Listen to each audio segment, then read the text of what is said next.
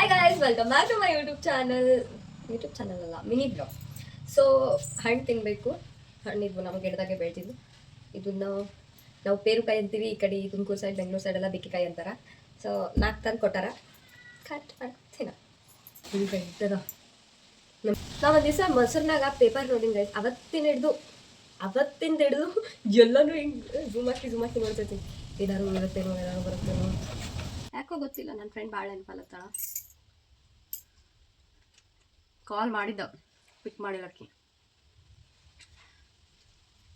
Life ಒಳಗೆ ಏನೇ ಆಗಲಿ ಒಂದು ಫ್ರೆಂಡ್ ಇರಬೇಕು ಗೈಸ್. ಮೋಸ ಮಾಡಬಾರ್ದು. ಸ್ವಲ್ಪ ದಿನ ಆದ್ಮೇಲೆ ನಮ್ಮ ಸೀಕ್ರೆಟ್ಸ್ ಎಲ್ಲ ಬಿಟ್ಕೊಡ್ಬಾರ್ದು. ನಂದು ಅಕ್ಕಿಂದು ಜಗಳ ಆಯ್ತು ಅಂತಂದ್ರೆ ನಂದೆಲ್ಲ ಹೋಗಿ ಇನ್ನೊಬ್ರ ಹತ್ರ ಹೇಳೋದು, ಆ ಥರ ಎಲ್ಲ ಮಾಡಬಾರ್ದು.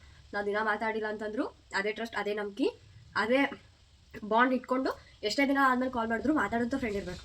ಕೆಲವೊಂದು ಜನಕ್ಕೆ ಫ್ರೆಂಡ್ಸ್ ಮಾಡ್ಕೊಂಡಿದ್ದ ಗೈಸ್. ನಾ ಭೀ ತಗೊಂಡು ನೋಡ್ಕೋಬೇಕು. ಚೆನ್ನಾಗಿರಲಿಲ್ಲ ಯಾರು ಅಲ್ಲಕೇನೋ, ಅಲ್ಲ ಕೆಲವರು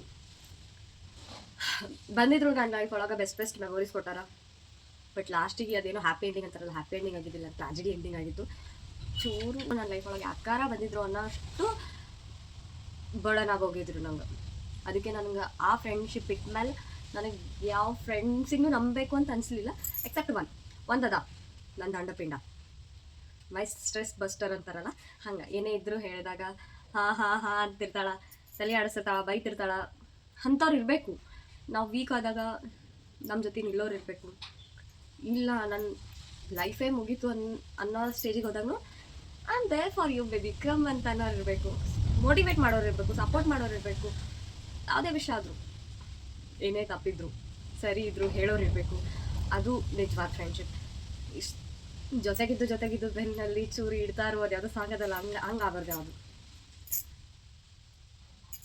ಸೊ ಇಷ್ಟೇ ಗೈಸ್, ಇವತ್ತಿನ ವ್ಲಾಗ್ ಇಷ್ಟೇ. ಏನೂ ಕಿದ್ದ ಬಾಕ್ಲತ್ತಿಲ್ಲ. ವ್ಲಾಗ್ ಮಾಡ್ಲಿಕ್ಕೆ ಕಂಟೆಂಟ್ ಸಿಗಲ್ಲಗದ, ಏನು ಮಾಡ್ಬೇಕಂತ ಗೊತ್ತಾಗಲ್ಲಗದ.